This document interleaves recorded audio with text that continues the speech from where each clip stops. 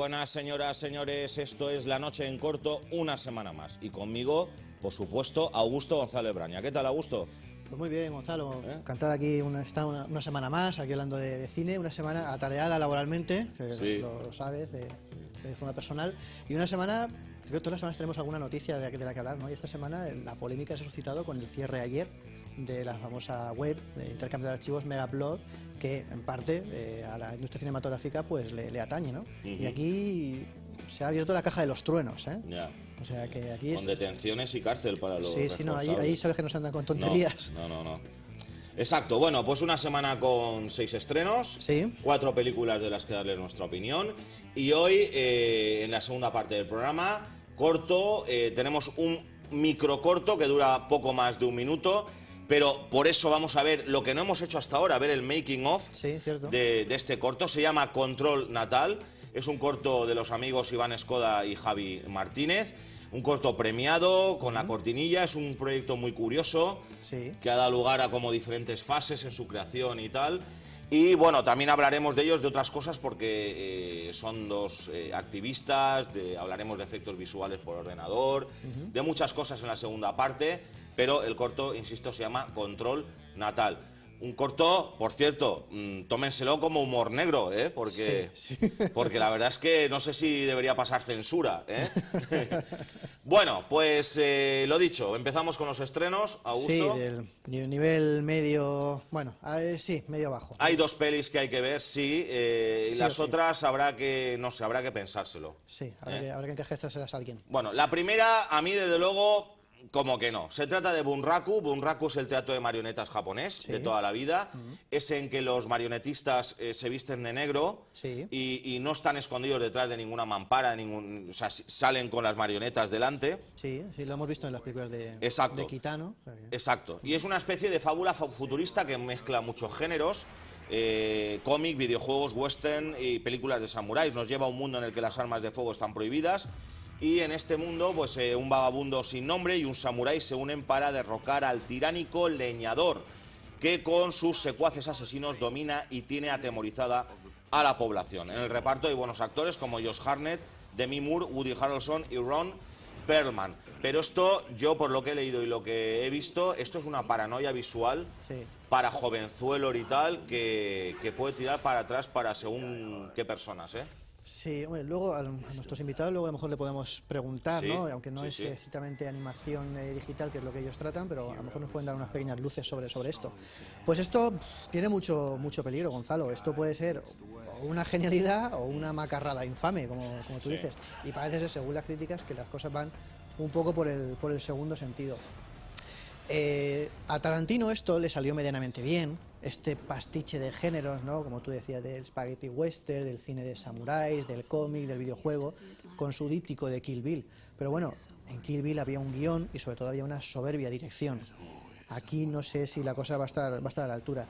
La historia también parece, por otro lado, un tanto manida, ¿no? La historia del héroe, su periplo, en busca de venganza, en busca de su némesis, ¿no? Hasta finalmente llegar a ese enfrentamiento final. O sea, como si fuesen las distintas fases de un videojuego, ¿no? Pasando fases hasta finalmente enfrentarse al jefe final. Yo creo que es una película condenada un poco por sus formas. Una película que se ha vendido más por sus formas que no por el contenido. Una película realizada en mucho espacio cerrado, creo que es una película de mucho escenario interior, mucha localización interior, mucho croma y poco más, ¿no? Me recuerda un poco, ¿te acuerdas de cuando salió Dick Tracy, con Warren Beatty y Madonna? Pues por ahí va un poco los tiros, lógicamente actualizado y con música rockera y demás, ¿no? Aunque el reparto creo que es medianamente conocido, todos ellos son secundarios, hay que decirlo. Bueno, Josh Hartnett quizá a lo mejor, pero todos son secundarios, lo que no dice mucho de la película. A mí el último experimento que me gustó de este estilo fue el libro de Eli, me pareció una combinación muy acertada, pero ahí había una historia de fondo, y esta pues yo creo que efectivamente, creo que es una película que se va a quedar solamente en lo puramente formal. Así que ya veremos. Ya veremos. Muy bien, lo que está claro que nadie duda es que la película de la semana, y a lo mejor una de las películas del año 2012, es Los Descendientes, que ya tienen en Alicante y en toda España. Es la película que acaba de ganar el Globo de Oro a la mejor película de drama, que no sorprende en absoluto, porque está dirigida por uno de los jóvenes cineastas, sin duda, de mayor calidad, mejores del cine actual. Alexander Payne, el director de Election, a propósito de Schmidt, y la memorable Entre Copas, Sideways, Entre Copas, una de las mejores películas que he visto yo en los últimos años, sin duda. Para mí es una de mis películas de cabecera. No sé si de las mejores, para mí sí, pero si me dicen en los últimos 10 años, 10 películas que me hayan llegado, de verdad, una es sin duda Entre Copas, con Paul Giamatti, con Thomas Hayden Church, memorable, memorable. Bueno, pues está protagonizado, Los Descendientes está protagonizada por George Clooney, que también acaba de ganar el Globo de Oro al mejor actor de drama, y cuya voz original podemos oír en Yelmo, porque Yelmo estrena una copia de Los Descendientes en versión original subtitulada, solo que en un único pase a las 6:05 de la tarde. Es decir, que si quieren ver Los Descendientes en versión original y escuchar la voz original de George Clooney, tienen que ir a Yelmo a las 6:05 de la tarde, al pase de las 6:05. Y además Bob Bridges y Robert Foster, entre otros. Bueno, pues Clooney incorpora a un abogado ensimismado con su trabajo. Pues hay que ser un poco, hay que ser bastante triste. Entonces no será abogado. Exacto, muy triste, muy triste. Que cuando su esposa tiene un accidente que la deja en un estado vegetativo, decide retomar la relación con sus dos hijas. Por ello se las lleva a Hawái, a ellos se une el novio de su hija adolescente, que es así como un perro flauta y tal, ¿verdad? Con lo que, por cierto, con la hija adolescente tiene una relación difícil, muy conflictiva. Bueno, y aquí conocerá a una noticia que le hará replantearse su vida. Una noticia que está en las revistas, pero que yo, venga, no la voy a desvelar. Bueno, pues sin duda, Augusto, es la película de la semana, la que hay que ver. Sí, sin duda, antes destacábamos un par de películas y esta es la que está por encima de todas, ¿no? La verdad es que Alexander Payne vuelve a la carga, ¿no?, con otra de sus tragicomedias, que bueno, pues han dado en los últimos años un soplo de aire fresco al cine dentro de Hollywood, ¿no? Sus películas, la verdad es que son lecciones prácticamente vitales, lecciones morales, y sobre todo lo que destaca es la estupenda, no solamente cuentan con grandes actores, sino que están muy bien dirigidos. Puedes tener actores, pero hay que darles una cierta dirección, ¿no? Y además con George Clooney, creo que se ha quitado ya, hace ya tiempo, ese San Benito de galán, y está demostrando y afrontando un nuevo reto en su larguísima carrera. Y como digo, demostrando su faceta un tanto camaleónica, ¿no?, que se puede adaptar tanto perfectamente al drama como a la comedia. Y efectivamente comentabas que había ganado el Globo de Oro. Todavía sigo sin entender un poco esa distinción entre el mejor drama y el mejor comedia y musical, ¿no? Al fin y al cabo es película y ya está, ¿no? Porque hay películas de género que ¿dónde las clasificas, no? Pero bueno, hay que decir que el tráiler, creo que es uno de esos malos trailers, ¿no?, que la vende más como una comedia que como un drama, ¿no? Y las películas de Alexander Payne, a pesar de que tienen momentos cómicos y algunos de carcajada, son más tragicómicas más que cómicas. Una película que habla pues sobre las segundas oportunidades, sobre la reconstrucción de una vida marcada por la mentira, por los conflictos generacionales. Vamos, que de comedia tiene bastante poco. Además, un director que siempre consigue nominaciones a los Oscar, bueno, eso ya da mucho que hablar, ¿no? Bueno, pues sin duda la película imprescindible de la semana, y bueno, pues un director de lo más interesante dentro del panorama cinematográfico actual, con ese espíritu un poco independiente, pero apoyada por las Majors, que al fin y al cabo esta película viene por parte de la Fox. Muy bien, Los Descendientes, no se la pierdan a priori. Bueno, ahora cambiamos de tercio, de una estupenda película seguramente a una espantosa película seguramente. Jack y su gemela, Jack y Jill, comedia a la medida de Adam Sandler, quien incorpora a dos personajes. Tiene dos papeles para lucirse: el de Jack, un ejecutivo de éxito que vive felizmente con su esposa e hijos, y el de Jill, el de su hermana gemela, lo que le permite travestirse Adam Sandler, ¿verdad? Bueno, pues esta gemela visita a su hermano cada año para Acción de Gracias, pero esta vez decide quedarse de visita más tiempo, lo que revolucionará la vida de Jack y de su familia. Además de Sandler, la señora Cruz, Katie Holmes, y pequeñas intervenciones del ínclito Santiago Segura y de un muy ocioso Al Pacino, que se ha prestado a salir unos instantes en esta película. La verdad es que supongo que servidumbres de la amistad, o no sé, o deudas, o no lo sé, pero vamos, que Al Pacino salga en Jack y su gemela es un poco lamentable, ¿eh? Bueno, y termino. Dirige, como siempre, con Sandler, o como casi siempre, Dennis Dugan, el de Un Papá Genial, Seguridad Nacional, Os declaro marido y marido, Zohan, Niños Grandes o Sígueme el rollo. Bueno, pues una comedia que, por cierto, se ha atrasado, Sí. Lo cual tampoco habla nada bien de ella, así que... Bueno, pues yo qué sé, había un tiempo en el que Adam Sandler era un cómico reputado, ¿no? Sabes que siempre se dice un cómico que salió del Saturday Night Live, ¿no? Como muchos otros, ¿no? Y incluso, bueno, pues se atrevió con el Embriagado de Amor, con Punch Drunk Love, de Paul Thomas Anderson, donde demostró que tenía dotes para el drama, pero bueno, ahora se ha acomodado un poco desde hace un tiempo ya a la comedia más ramplona, más facilona, y además con algo que no es tan novedoso, el tema de la duplicidad de personajes, pues eso de Eddie Murphy lo lleva haciendo desde los años 80 y además con mucha más gracia y con mucho mayor acierto, ¿no? Y sobre todo, ya no solo la duplicidad de personajes, sino el travestismo, ¿no? El cambiar de sexo y demás. Yo creo que el director debe dormir mal con este tipo de películas, ¿no? Para mí es motivo suficiente para pedir una orden de alejamiento, ¿no? Este tipo de películas. Y lo triste es lo que tú decías, lo que comentabas, que Al Pacino, y además que según leo las críticas, lo mejor de la película es que es él, ¿no? Su presencia, ¿no? Que ya es decir bastante poco, ¿no? Y bueno, pues Santiago Segura, que como sabes es amiguete de Sandler, se hicieron amiguetes y le prometió un papel y aquí pues lógicamente está metido con calzador. Sandler hace tiempo ya que está completamente encasillado, además aquí ejerce de productor, con lo cual lógicamente apuesta por su producto, y lo peor de todo, lo peor de estas películas es que no tiene gracia, es que es lo más triste, ¿no? Que su humor es tan rancio. Dicen, según he leído, que es la película que más chistes sobre escatológicos, sobre ventosidades, por decirlo suavemente, tiene. Que eso también Eddie Murphy sabe un rato sobre ese tipo de humor. Así que, sin duda, la película a evitar esta semana. Sí. Muy bien, seguimos con los estrenos. Oro Negro, pueden verlo solamente en Cinebox Plaza Mar. Es una coproducción entre Francia, Italia y Qatar, de aventuras a lo Lawrence de Arabia, salvando las distancias, grandes distancias, y además hechas con mucho dinero, 40 millones de dólares, que no está nada mal.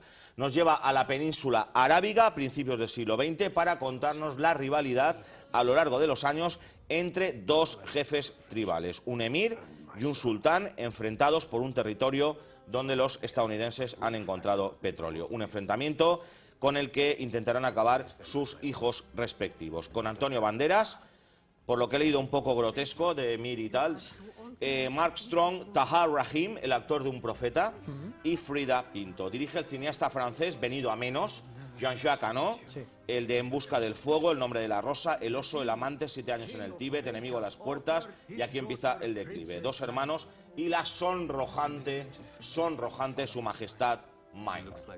Bueno, pues aventuras un poco al estilo antiguo, ¿verdad? Al estilo clásico, en fin. Sí, efectivamente. Y 2 horas, 2 horitas. A priori está el nombre detrás, ¿no? Puede parecer interesante, pero es verdad, Jean-Jacques Hano es uno de los directores, a pesar de su veteranía, de los más irregulares que hay actualmente en el panorama cinematográfico, ¿no? Y estoy contigo, desde Enemigo a las puertas, pues no ha levantado cabeza, ¿no? Todo ha ido cuesta abajo.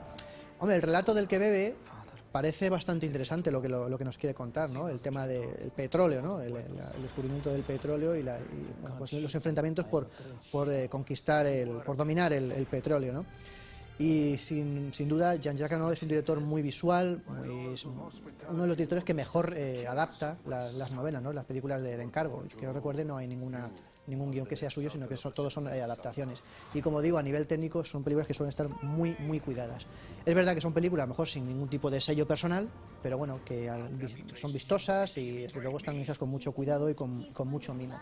Y en la música está el señor James Horner, multipremiado, con muchos Oscars, con lo cual, además que es un compositor habitual, así que bueno, pues hay motivos para verla, aunque quizá se quede solamente en lo puramente vistoso y en la artesanía y en la experiencia de Jean-Jacques Hano, ¿no? Muy bien, seguimos. La otra película a priori importante de la semana es Silencio en la nieve, que se iba a llamar Sangre en la nieve.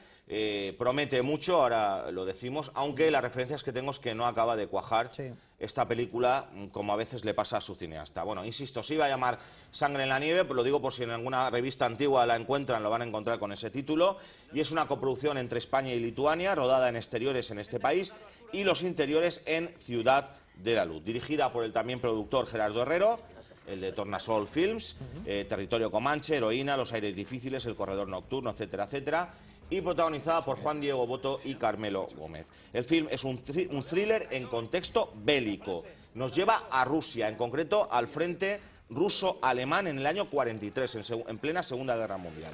Pero en el seno de la División Azul, ya saben, si sois jóvenes, un pequeño ejército de 18.000 voluntarios que el dictador Franco mandó para ayudar a Hitler en su lucha contra Stalin, ¿verdad? Voluntarios, ¿verdad? Sí.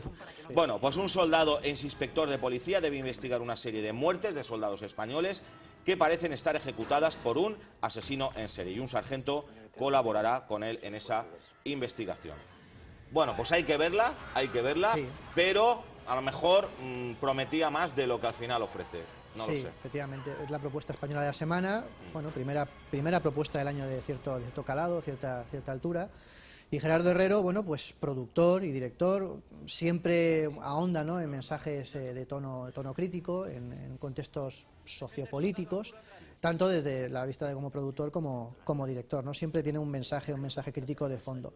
No obstante, hay que decir, hay que apuntar y pegar un pequeño tirón de orejas, que el cine español está tanto encasillado en cierto periodo, ¿no?, el periodo de la posguerra, aunque aquí se aleja del tema de la guerra civil española y demás, pero bueno, tiene ciertas conexiones. Entonces, bueno, nos hemos ganado un poco esa fama del cine español, que explotamos demasiado este contexto y este periodo de entreguerras, ¿no? Pero bueno. Y además que tiene dos pesos pesados como los protagonistas, que Juan Diego Boto y Carmelo Gómez, a los cuales tampoco he leído grandes críticas. Dicen que no está demasiado bien dirigido, no está excesivamente bien aprovechados sus papeles. Y bueno, pues en el plano técnico, Alfredo Mayo, un veterano en la fotografía, y Lucio Godoy, que es un grandísimo compositor en la banda sonora. O sea que a priori tiene todas las papeletas para ser una película de cierto interés, pero efectivamente las críticas no han sido muy condescendientes y van los tiros un poco, que es una película un tanto apagada, fría, sosa, y bueno, que le falta cierto ritmo y cierto interés. Así, bueno, pues la semana que viene hablaremos de ella para confirmar o no. Exacto. Y el último estreno de la semana es una película que no iba a entrar en Alicante, pero Cinebos Plaza Mar la ha cogido en exclusiva. Se trata de Sombras del Tiempo.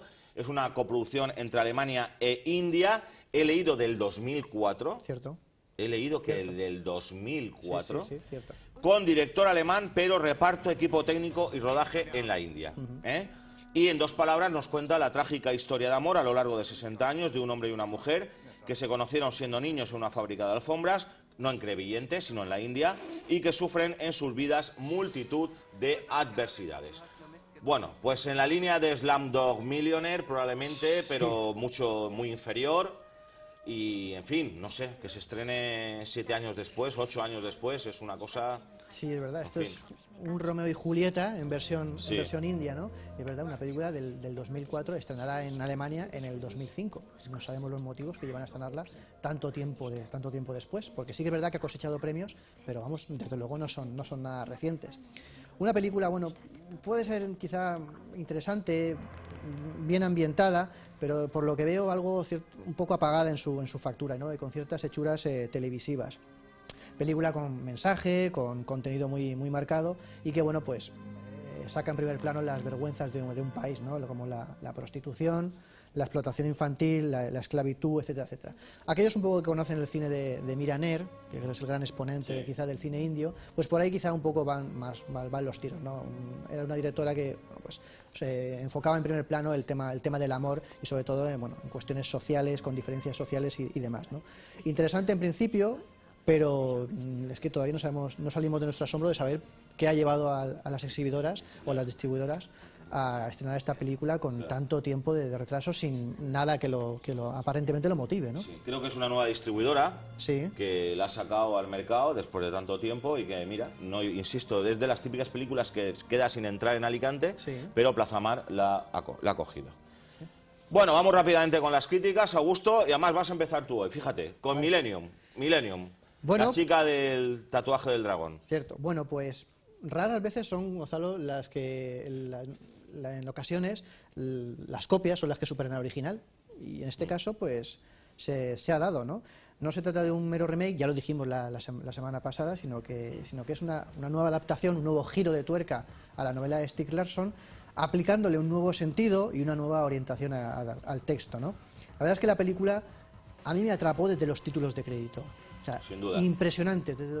Es verdad que luego a lo mejor se puede tildar de que no casan a lo mejor con el resto de la historia, pero hace tiempo que no había unos títulos de crédito tan magníficos, tan inquietantes, además con la música de Led Zeppelin, pasada por la Turmi, ¿no?, de Trent Reznor, esa música industrial, que te cautiva y te deja completamente atado a la butaca. Algo muy típico en David Fincher, ¿no? En cuidar mucho sus créditos iniciales. Fincher creo que ha sido el director idóneo para esta cinta, porque creo que ha captado magistralmente ese espíritu sombrío, decadente y siniestro de la novela, con una fotografía lúgubre, tenebrosa y con personajes realmente, o esa familia desestructurada, realmente inquietante, ¿no? Y además yo creo que le ha dado lo que le faltaba al original, le ha dado ritmo a la película, sin caer lógicamente en lo convencional o en lo fácil, ¿no? La verdad es que desgrana perfectamente todas las inquietudes de los personajes y mantiene la tensión perfectamente durante las 2 horas y media. Si verdad se le puede dar algún pero, que algunos cabos sueltos o que pierde cierto fuelle, en los últimos 20-25 minutos pierde algo de fuelle, ¿no? Y Fincher, de luego, maneja magistralmente, con pericia, las 2 líneas narrativas, los 2 personajes principales, que luego, lógicamente, se unen. Con algunas secuencias made in Fincher, realmente truculentas, impactantes, como el episodio de Lisbeth Salander con el abogado de los servicios sociales, y muy osada en el plano sexual, la vi muy osada, muy atrevida, y de luego eso estaba muy bien. Como digo, quizás pierde algo de fuelle en el último tercio, pero eso es una cosa que debemos achacar en la novela, y sin duda lo mejor de la película es, como ya ocurrió en Zodiac, no el desenlace, no cómo acaba la película, que sí que es verdad que es una cierta sorpresa, sino los pasos que va siguiendo en la investigación, que están muy bien narrados. Ya digo, mantener una película 2 horas y media es tremendamente difícil. Sí. Así lo ha conseguido. Yo creo que esa es su mayor virtud. En mi opinión es una peli muy correcta, una buena película. Lo que pasa es que, a ver, tiene un hándicap, y es que la historia es conocida. Sí. Ese es el hándicap, que Millennium es de hace un par de años y, claro, la tenemos ahí muy presente, ¿no? Yo creo que el problema es que no hay lugar para la sorpresa, aunque el final sí que es distinto. Sí. El final es distinto, ¿eh? Bueno, desde luego, efectivamente, como decía Augusto, atrapa y engancha desde el primer minuto hasta el 150. O sea, sin que se resienta en ningún momento de su duración. Es un film solvente, robusto, con hechuras de buen cine, de ritmo tan alto, efectivamente, Augusto, que por momentos resulta, a mi juicio, un poco incluso apresurado y acelerado. Es mi opinión. De todos modos, yo creo que no mejora demasiado la descripción de la trama de investigación, que es el centro de la novela y el film sueco. Esta trama, que es una trama turbia, morbosa, perversa, a mí me sigue resultando, no por las películas quizás, sino por la novela, me sigue resultando discreta en cuanto a su capacidad para generar tensión y suspense, y quizá algo confusa también. Sigo pensando que el puntazo del libro es el personaje de Lisbeth Salander, sí, y en esta versión sigue protagonizando los momentos de mayor impacto e interés, sin duda, con una estupenda Rooney Mara al nivel de su antecesora Noomi Rapace. Además, aquí su relación con el personaje de Blomqvist, incluyendo sus momentos íntimos, es muy seductora, muy emocionante, y tampoco evito tener la sensación que me dejan las películas de Fincher, Augusto. Como decías tú, las imágenes tienen empaque, poderío, convicción, pero a mí me parece que narrando es un tanto mecánico. Sí, es un tanto mecánico, sí, con un tono distanciado, con un tono seco. Son películas un poco frías, ¿no? A mí me recordó mucho a Zodiac, creo que es el mismo estilo de Zodiac, ¿eh? Sí. En definitiva, si bien creo que no es una peli excelente, y además con ese hándicap, sí que es una peli sin duda muy estimable, muy interesante y con momentos realmente impactantes, magníficos, y que les van a hacer un poco, ¿verdad?, zozobrarse en el asiento, porque son escenas realmente duras. Sí, yo creo que la frialdad de la saga original creo que aquí la ha potenciado, y sobre todo es una película cauta, es decir, no, en ningún momento se le va de las manos ni hace un producto puramente comercial. Ni énfasis, ni subrayados, ni nada. Bueno, ¿qué te pareció La hora más oscura? Pues La hora más oscura es la que pasé ayer precisamente en el cine. Bueno, pues Gonzalo, a veces las limitaciones de presupuesto pues son el motivo por el cual las películas de fantasía o las de ciencia ficción pues no salen tan bien como se desearía, ¿no? Y en otras ocasiones pues esas limitaciones son las que llevan a los directores, bueno, pues a no centrarse en los efectos especiales y a, bueno, a agudizar un poquito el ingenio y a apostar por una historia interesante. En este caso es que no se ha dado ni una cosa ni la otra, desgraciadamente. Aquí La hora más oscura pues tira en principio de referentes cinematográficos, se inicia con un homenaje, por decirlo entre comillas, de la red social, es el punto de partida, para luego convertirse en un burdo correcalles sin ningún tipo de tensión, con un nulo sentido del ritmo y sobre todo del suspense.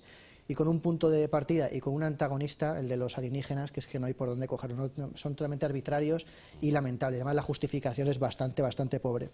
La película contiene unos personajes planísimos, sin ningún tipo de inquietud, sin ningún tipo de evolución, de los que realmente deseas que mueran, o sea, no quieres que sobrevivan.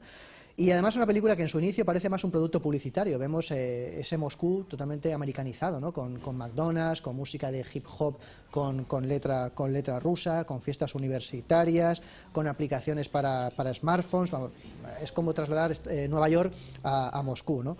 El director pues muestra un nulo talento en la realización, los diálogos son absolutamente sonrojantes, personajes de vergüenza ajena. Y, lógicamente, no puede faltar las manidas críticas a la tecnología rusa, como siempre obsoleta, anticuada, y con un tufillo fascistoide y nacionalista que da una grima que tira para atrás, ¿no? La película no es de suspense, son meras secuencias de acción, una detrás de otra, con cierta estética de videojuego, muy mal dirigidas, muy torpemente dirigidas, sin pasión, sin ningún tipo de emotividad, y el espectador pues no se implica en ningún momento ni en la historia ni con los personajes. A nivel de efectos visuales, pues son pocos y la verdad es que son bastante manidos. La visión del depredador, acuérdate, el famoso depredador, las desintegraciones de la Guerra de los Mundos, o sea, que tampoco es la panacea de los efectos especiales. Así que, en definitiva, ahora mismo se lleva el galardón de la peor película de lo que llevamos de año.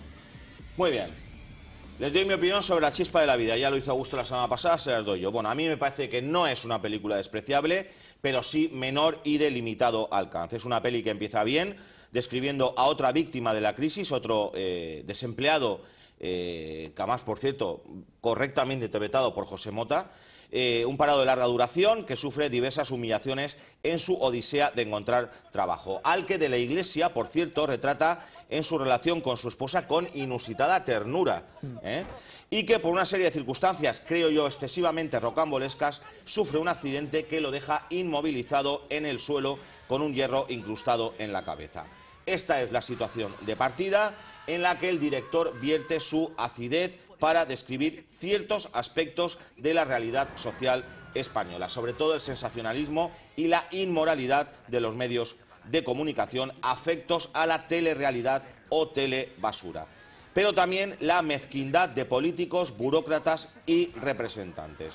El protagonista sufre una situación esperpéntica, objeto de la avidez del más frívolo y codicioso circo mediático, y también plantea la peli la pregunta de cuánto vale la dignidad de una persona. Todo esto, partiendo de las limitaciones cinematográficas de la situación, está descrito por De la Iglesia con contundencia, pero de forma, creo yo, obvia, con trazo grueso y redundante. Da cierto juego, pero de discreta altura. Es una especie de feria de las mezquindades que ya vemos con excesiva frecuencia en televisión cada día. Y el film, creo, no aporta demasiada novedad. Y con un claro referente clásico, el gran carnaval de Billy Wilder. Bueno, y rápidamente, aunque sea, Augusto, The Collector, también solo en Plaza Mar, ¿qué tal? Bueno, semana de terror, en todos los sentidos, ¿no? Bueno, pues la saga Saw, con todos los peros que se le pueda poner, es verdad que cosechó no buenas críticas, cosechó un buen éxito de taquilla y consiguió la atención de un público, ¿no? Gran público, sobre todo adolescente. No vamos a lograr su nivel de estado mental, ¿no? La idea es la de conseguir, lógicamente esa saga está cerrada, es conseguir una nueva gallina de los huevos de oro, ¿no? Entonces, esto es la semilla, el germen de una especie, un intento de conseguir una nueva saga Saw. Así, pues el planteamiento inicial de la película no es más que una mera excusa para luego volver a los mismos derroteros, es decir, someter a los personajes a una tortura física y psicológica mientras luchan por sobrevivir o al menos prolongar al máximo posible esa agonía en la que están siendo sometidos. Es verdad que la película, sus inicios, tiene cierto gancho. Dentro de su frialdad, en los momentos iniciales la película pues va mostrando los personajes de una forma un tanto arquetípica y suficiente perfilados, pero bueno, te va metiendo un poco en harina. Luego, lógicamente, si va a haber secuelas, pues esto se perderá. Hasta que finalmente todo deriva en lo que todos conocemos, ¿no? En escenarios cerrados, poco iluminados, donde el slasher de turno, el psicópata de turno, pues se ensaña con todos y cada uno de los personajes. No falta, lógicamente, la sangre, los planos excesivos, el sadismo, está a la orden del día. Y aquí es donde sale a relucir pues la sombra alargada, como digo, de Saw. La película se cierra con un epílogo un tanto abierto que lógicamente deja abierto de modo que haya futuras secuelas. Como digo, es una película floja que sigue los mismos esquemas de Saw, pero que la primera parte está bien condensada, se inicia bien, pero luego todo se justifica en lo mismo visto una y otra vez, solamente para incondicionales del género. Muy bien, pues nada, hasta aquí hemos llegado. Augusto, nos vamos a publicidad y volvemos enseguida con Iván Escoda y Javi Martínez para hablar de su corto Control Natal y demás cosas con ellos. Hasta ahora mismo.